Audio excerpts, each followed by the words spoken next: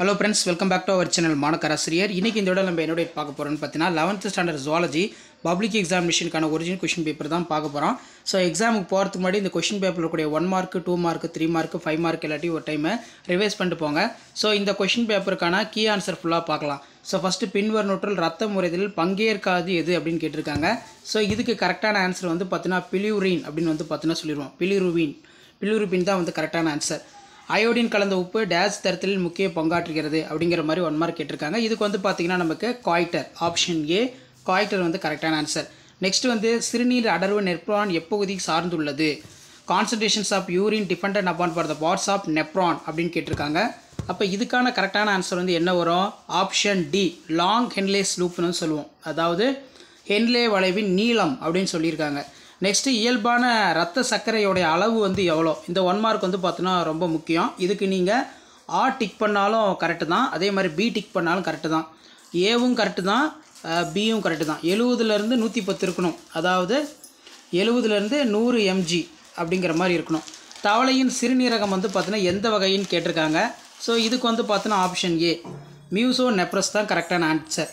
So 6த்துக்கான answer பார்க்கலாம். தேனி வளர்ப்பு days என்று அழைக்கப்படுகிறது. இது நம்ம படித்தது தான் எபிகல்ச்சர் தான் வந்து கரெக்டான ஆன்சர். அடுத்து பார்த்தீங்கன்னா தூக்கம் விழிப்பு சுழற்சியினை கட்டுப்படுத்தும் ஹார்மோனுடைய பெயர் என்ன அப்படின்னு கேட்டிருக்காங்க. இதுக்கு வந்து பார்த்தீங்கன்னா சரியான answer melatonin. Option D melatonin.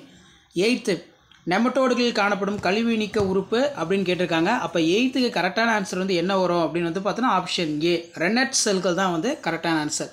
9த்துக்கு வந்து பொறுத்துக்கை கேட்டிருக்காங்க. ஸோ பொறுத்துக்கைக்கு கரெக்டான ஆன்சர் ஆப்ஷன் டி. 9த்துக்கு வந்து கரெக்டான ஆன்சர் வந்து ஆப்ஷன் டி. அப்படியே இதெல்லாம் படிச்சுட்டு போங்க. 11th ஜுவாலஜி பப்ளிக் எக்ஸாமினேஷன் போடக்கூடிய ஸ்டூடெண்ட்ஸ் ஜுவாலஜிக்கு இதெல்லாம் நல்லா ப்ரிப்பேர் பண்ணிட்டு போங்க. கண்டிப்பாக வீடியோ யூஸ்ஃபுல்லாக இருக்கும்.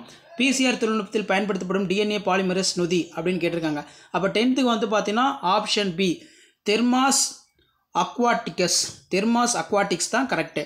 11th கொழுப்பு செரித்தலின் முதல் படி வந்து என்ன நடக்கும் அப்படின்னு கேட்டிருக்காங்க. ஸோ எப்போவுமே எமல்ஃபிகேஷன் பால்மமாதல் படிச்சிருப்பீங்க, அதுதான் வந்து கரெக்டான answer. First step of digestion and fat எமல்ஃபிகேஷன்.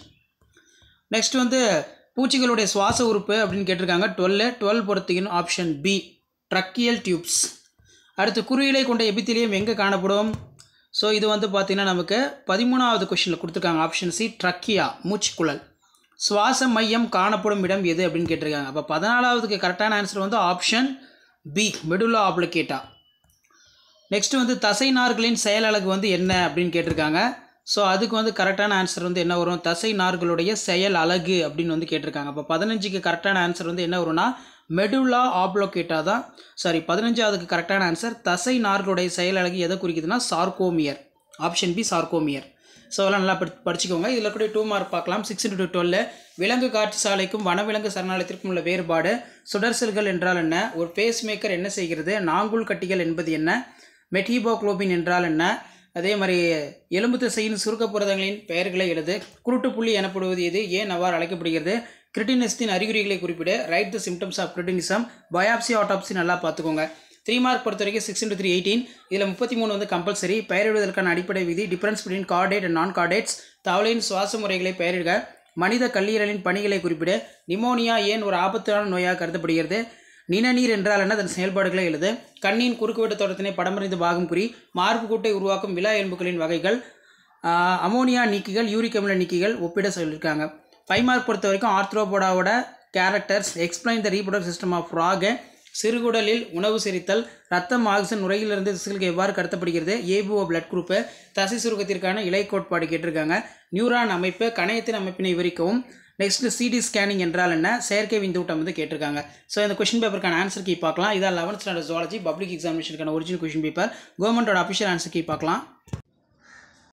Okay students, இதான் கவர்மெண்ட்டோட அஃபிஷியல் ஒரிஜினல் கொஸ்டின் பேப்பருக்கான ஆன்சர் கீ. மேலே நம்ம பார்த்த 11th ஸ்டாண்டர்ட் ஜுவாலஜி பப்ளிக் எக்ஸாமினேஷனுக்கான ஒரிஜினல் கொஸ்டின் பேப்பருக்கான கீ ஆன்சர். இந்த கீ ஆன்சரை பேஸ் பண்ணி தான் நீங்கள் எழுதணும்.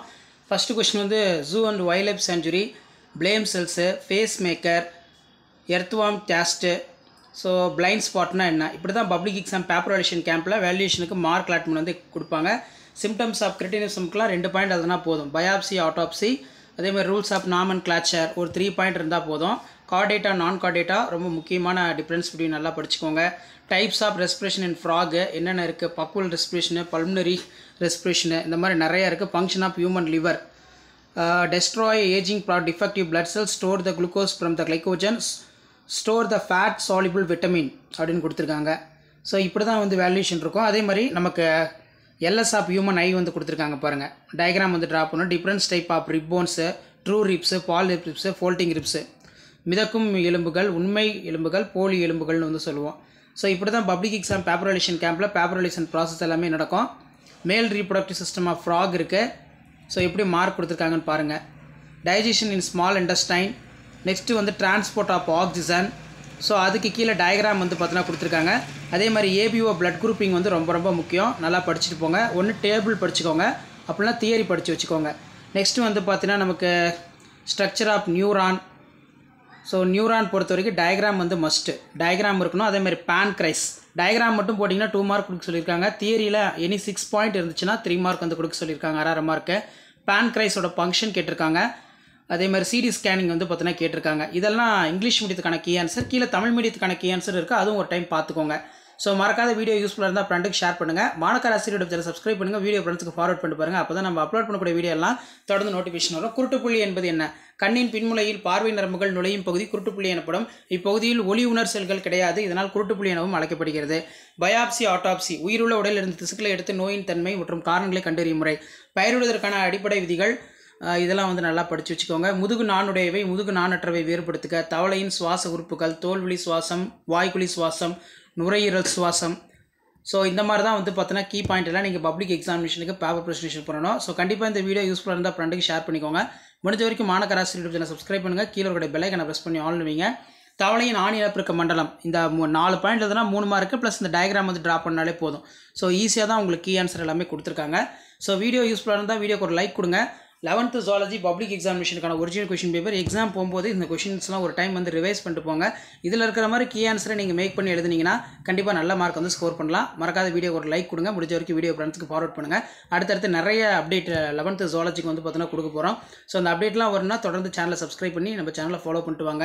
இப்போ கணையத்தோட அமைப்புலாம் கூட்டு சுரப்பி, நாளமில்லா சுரப்பு பணியினை மேற்கொள்கிறது. இரைப்பையின் கீழ் உள்ள இலையுடிவு சுரப்பி தான் கணையம். கணையம் வந்து 1 to 2 மில்லியன் லாங்கர் திட்டுகள் வந்து பார்த்தீங்கன்னா இருக்குது. ஸோ இந்த மாதிரி வந்து பார்த்தீங்கன்னா இம்பார்ட்டன்ட் கீ பாயிண்ட் அதனாலே போதும், உங்களுக்கு நல்ல மார்க் கொடுப்பாங்க.